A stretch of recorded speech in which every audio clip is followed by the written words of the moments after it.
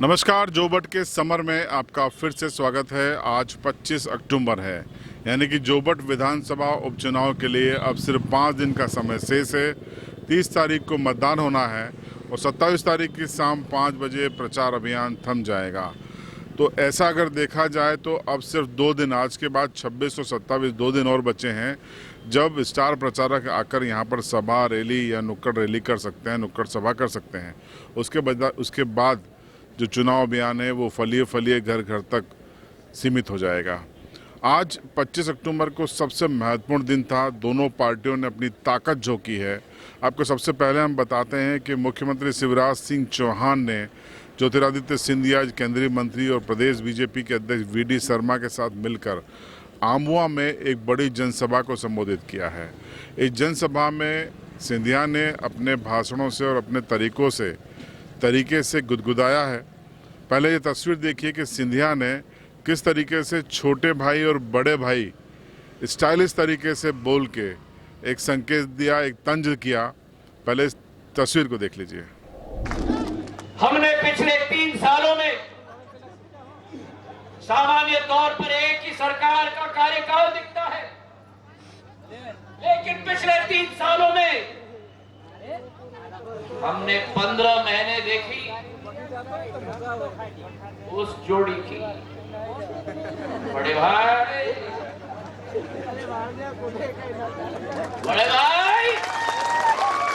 छोटे भाई, मैंने सुना है दोनों बार बार जोबट आ रहे हैं आजकल, जिन्होंने कभी आदिवासियों का सेवा नहीं किया, जिन्होंने कभी भी आदिवासियों की दुख और सुख में कभी हाथ नहीं बटाया, आज जोबट के चक्कर ले रहे हैं। जैसे मधुमक्खी के छत में जब मधु आ जाता है ना, ये कांग्रेसियां टपकना शुरू करते हैं जनता के समक्ष। तो आपने देखा कि सिंधिया ने किस तरीके से कमलनाथ और दिग्विजय सिंह पे तंज किया। तंज उन्होंने कमलनाथ पर और किया, हमला किया। उन्होंने कहा कि कमलनाथ ने कहा था कि सड़क पे उतर जाएं। उन्होंने कहा कि सिंधिया परिवार जनता के हितों के लिए पहले भी सड़क पे उतरा है और अभी भी उतर सकता है। सड़क पर उतरने और सिंधिया परिवार की जनता से कैसे कनेक्टिविटी होती है, सिंधिया ने क्या कहा, ये भी देखिए। जब वादा खिलाफी कमलनाथ जी ने की कि सड़क पे आ जाओ, मैंने कहा मैं भी सड़क पे आ जाऊंगा, कांग्रेस की सरकार को भी सड़क पे लेके आ जाऊंगा। जो सरकार वादा खिलाफी करेगी मेरी जनता के साथ, जो सरकार भ्रष्टाचार करेगी, उसे धूल चटाना ये सिंधिया परिवार का दायित्व बनता है। मेरे भाइयों बहनों, मेरी दादी राजमाता विजयराजे सिंधिया जी ने डीपी मिश्रा की सरकार को सबक सिखाई थी, और जो सरकार जन कल्याण छोड़कर भ्रष्टाचार का रास्ता नापे, उस सरकार के विरुद्ध सिंधिया परिवार का मुखिया झंडा और डंडा लेकर सड़क पर जरूर उतरेगा। जोबट के समर में ये अगली खबर भी आम्बुआ से है। यहाँ पर चौंकाने वाला बयान सिंधिया ने ये दिया कि वो 20 साल से सुलोचना रावत परिवार को जानते हैं और उन्होंने पहले भी कोशिश की थी कि सुलोचना रावत और उनका परिवार बीजेपी में आ जाए, लेकिन देर आए दुरुस्त आए। वो अब बीजेपी में हैं और अब बीजेपी के उम्मीदवार हैं, तो उनको आशीर्वाद दीजिए। किस तरीके से रावत परिवार से सिंधिया ने अपना कनेक्शन जोड़ा, सुनिए। 20 साल से मैं इनको जानता हूं। सादगी, सेवा भाव, जनता के विरुद्ध अति प्रेम, समर्पण भाव। और आज मैं आपसे निवेदन करना चाहता हूं, मैंने बहुत लोगों को देखा है जिनके दिमाग दूध की तरह साफ होते हैं, लेकिन दिल बड़े काले होते हैं। आज मैं आपके समक्ष एक ऐसे प्रत्याशी के लिए खड़ा हूं जिनका दिमाग केवल दूध की तरह साफ नहीं, लेकिन दिल भी दूध की तरह साफ है। मेरे भाइयों और बहनों, तो आज आपसे निवेदन करना चाहता हूं कि आपके सामने एक समर्पित महिला खड़ी है। मुझे गर्व है, मैं तो पहले ही इनको अपने साथ लेके आना चाहता था, जो कहा गया था मुझे। जोबट के समर में अगली खबर भी आम्बुआ में बीजेपी की सभा से जुड़ी हुई है। यहाँ पर मुख्यमंत्री शिवराज सिंह चौहान ने एक बार फिर शराब का उल्लेख करते हुए खुद की सरकार को आदिवासियों का हितैषी बताया और कहा कि वो आदिवासियों को उस परंपरागत शराब का सेवन करने और उसको बेचने का अधिकार देने जा रहे हैं ताकि लोगों को रोजगार मिले।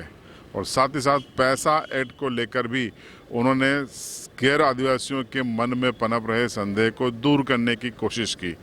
किस तरीके से उन्होंने अपना दोनों बातें रखी, देखिए। जो परंपराएं हैं उनका पालन तो करना पड़ता है।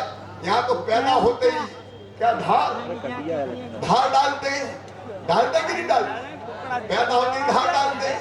शादी में अगर कहीं जाए तो जब तक लेके नहीं भाभी धार डलती है, जब तक लेके नहीं जाए तब तक काम नहीं चलता।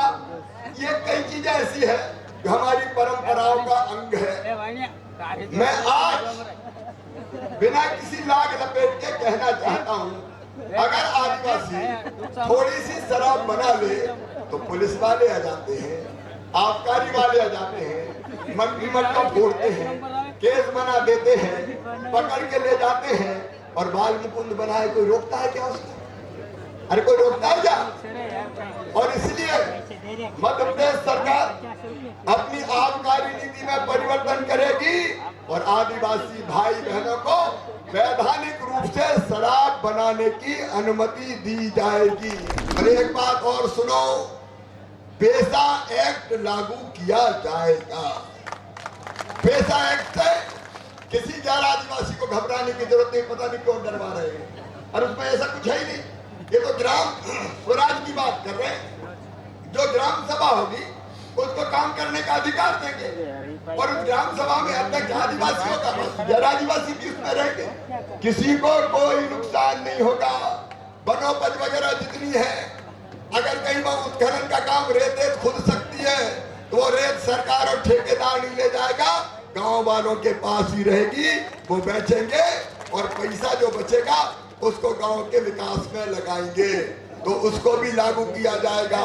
और प्रधानमंत्री आवास योजना में अब जो रेत लगती है वो फ्री में दी जाएगी। तो जोबट की समर में अगली खबर अब कमलनाथ की ओर से है। पूर्व मुख्यमंत्री एवं कांग्रेस के प्रदेश अध्यक्ष कमलनाथ आज भाभरा पहुंचे।